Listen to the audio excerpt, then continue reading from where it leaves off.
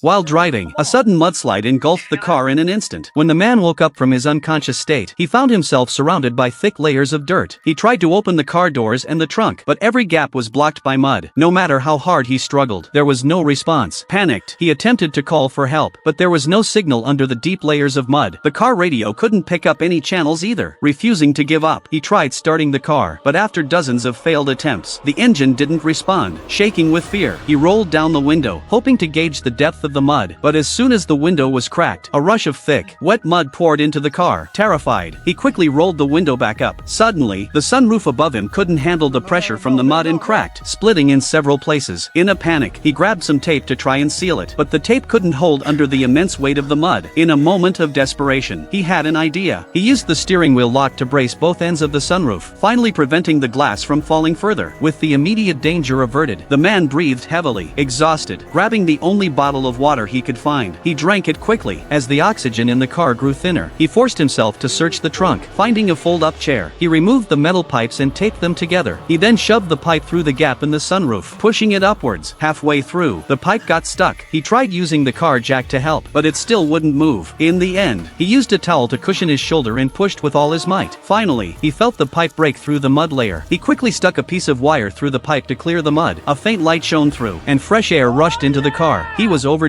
He immediately shouted for help, but no one answered. After shouting for a while, exhaustion started to take over, and he wanted to rest. But suddenly, the back window shattered, and the mud rushed in. He knew he couldn't wait a second longer. He removed the spare tire, turned the hose into a makeshift oxygen tank, and covered himself in engine oil to reduce friction. Once he'd done all of that, he drank the last of his water and swallowed the last crumbs of his biscuit. He smashed the sunroof open, clamped the hose in his mouth, and began digging upwards, carrying the spare tire on his back. As he dug, he used the tire and pipe to reinforce the hole. Each step felt like it drained all his energy, and whenever the oxygen got low, he would breathe from the spare tire. Suddenly, the ground above him collapsed with a loud roar, burying him in mud once again. But he didn't give up. His survival instinct pushed him onward. With sheer willpower, he kept wriggling his way upward through the mud. He didn't know how much time had passed, but eventually, a bright light pierced through the darkness and shone on his face. The man finally smiled. He knew he had made it.